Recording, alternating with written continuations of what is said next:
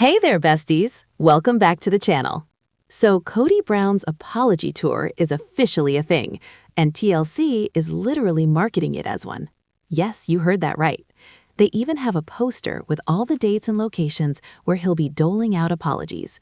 Next week, it's all about Janelle. The week after, Christine takes the spotlight, 2 weeks in a row. And then finally, it's Meri's turn. So the next month, Kody and apologizing, non-stop.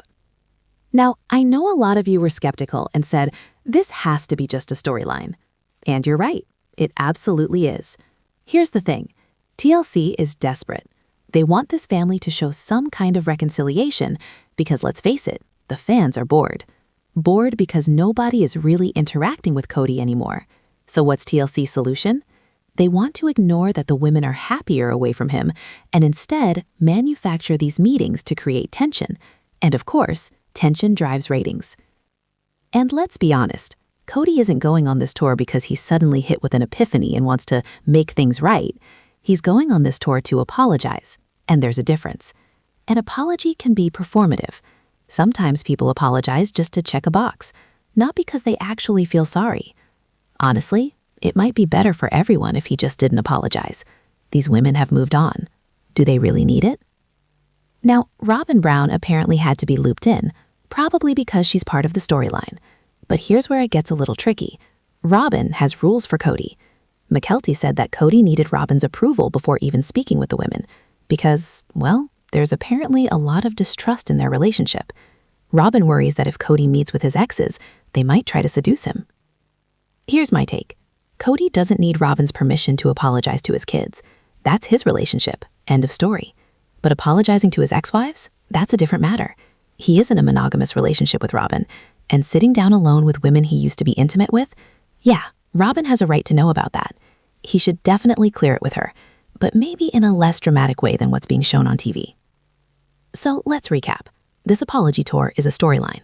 TLC set it up to follow Kody to North Carolina, Nevada, and Utah. The whole thing is about ratings, stirring up conflict that will make people tune in. And just so we're clear, none of this is spontaneous. Christine even said in her book that before filming starts, the producers and cast sit down to plan the entire season. Everything you see, planned, scripted, for the show. The one detail that caught my eye, that Kody needs approval from Robyn to talk to his exes, it's framed as respect. And while there's truth to that, the whole dynamic just feels manufactured for the cameras. Okay, now here's the part I found kind of funny, or maybe just a little wild in Robyn's mindset. She frames these women entirely as sexual threats. Let's remember, these are Kody's long-term exes. He has kids with them. So does that mean every time he needs to communicate with them about the kids, he has to get Robyn's approval because they used to be intimate? If you're secure in your relationship, why would you see your partner's exes as a sexual threat? It assumes Robyn genuinely thinks Kody is going to try to sleep with them.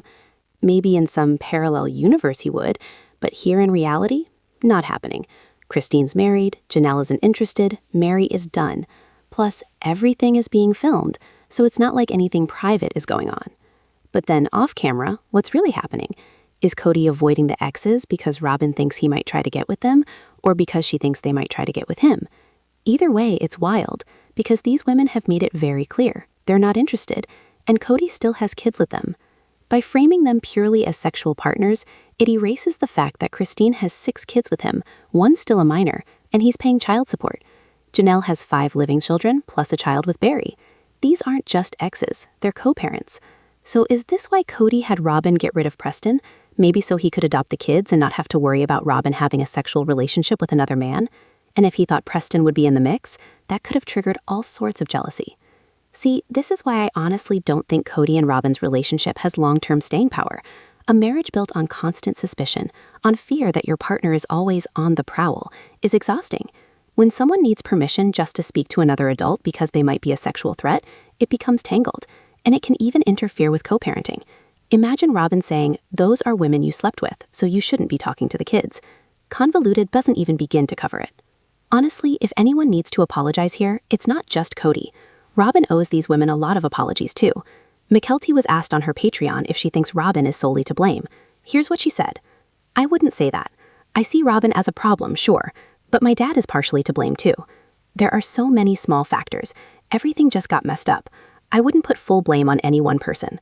So there you have it.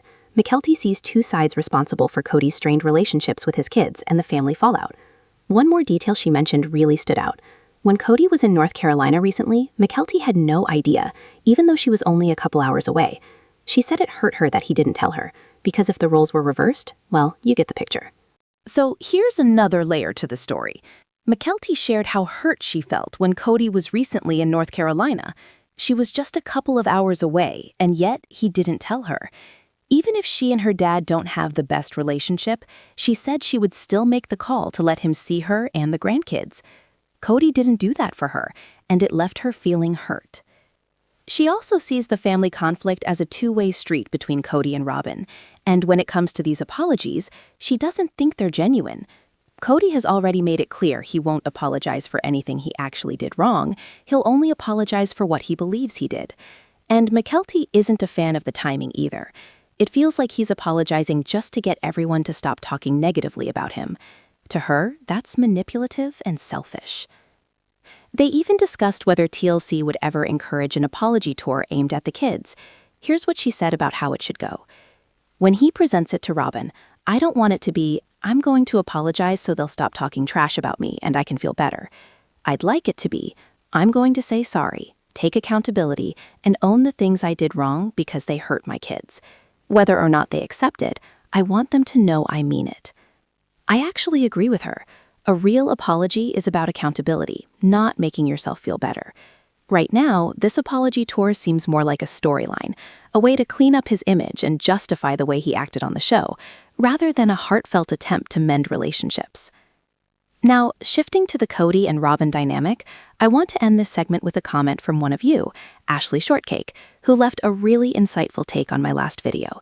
She has degrees in psychology and anthropology, which gives her perspective some weight. Here's what she shared. She explained that one key trait of narcissists is a lack of a true sense of self. They don't fully develop their own personalities because they're too focused on themselves, their perceived wrongs and past trauma. They end up mirroring the people around them or adopting traits that they think others will like. Ashley says Robyn clearly fits this pattern. She's controlling, paranoid, and anxious. And according to Ashley, she's influenced Kody, turning him into a more anxious and paranoid version of himself compared to how he was with the OG3. She describes Robyn as a cloud of negativity, shaping Kody to be the worst version of himself. Robyn's worldview, according to Ashley, is heavily influenced by biblical figures. She sees herself as a martyr, like the Virgin Meri or even Jesus, believing she's been wronged and crucified by the OG wives and the public.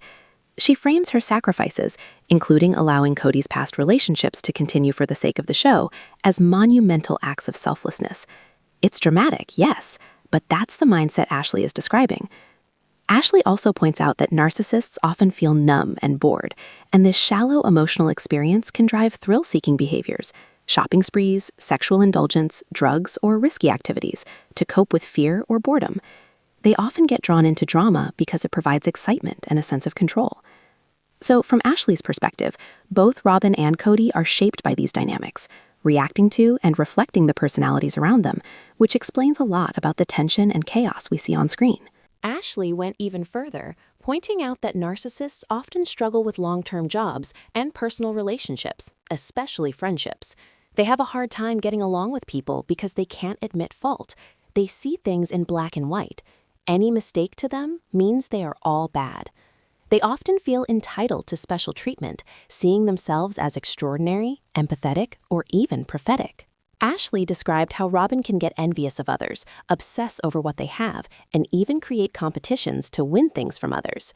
She lives partly in a fantasy world, imagining herself as a therapist or protector, or believing conspiracies are plotted against her and her children. Ashley pointed out behaviors like encouraging adult children to constantly praise her or keeping them at home longer than necessary to maintain admiration. It's a sharp observation, and I thought it was really insightful. Now, here's where I slightly disagree with Ashley. She suggested Kody is worse with Robyn, but I don't fully agree. I think Kody's behavior is motivated by what he wants and by seeking validation from Robyn. They both care about appearances, money, and how they're perceived. Kody sees Robyn as a trophy, the embodiment of success, while Robyn sees Kody as a means to her own version of success. But let's be honest, Kody wasn't exactly a perfect guy before Robyn. He wasn't the best father, and he didn't treat the women well. If you read Christine's book, Becoming Sister Wives, or hear their accounts of life before Robyn, it wasn't idyllic. Kody has always had a temper and a controlling streak. So yes, Robyn is controlling, but so is Kody. They're just different kinds of narcissists. Kody is outwardly flamboyant. He craves attention, admiration, and material status. Anyone meeting him can see it. Robyn, on the other hand, is more covert and manipulative, with that dark, martyr-like narcissism. Both are vindictive, hold grudges, and stir chaos. Put these two together, and it's a perfect storm. Kody has made himself Robyn's protector, which has fueled alienation from the other women. He's also controlled Robyn's relationships and interactions, even dictating who she can talk to. Combine that with Robyn's jealousy and her tendency to create chaos for fun, and you can see exactly why this apology tour is unfolding the way it is. It's all about drama, control, and keeping the narrative alive. So that's my take. That's Ashley's take. I think her observations about Robyn seeing herself as a martyr or a Jesus-like figure are especially telling. And when you pair that with Kody's outwardly flamboyant narcissism, you get the chaos we see on screen. Now, I want to hear from you. What do you think about Ashley's perspective? What are your thoughts on McKelty's take about Robyn being controlling and possibly jealous of Kody interacting with his ex-wives? Share in the comments below. Don't forget to give this video a thumbs up, hit that subscribe button, it's totally free, and click the bell so you never miss a video. Thanks so much for watching. Bye, besties.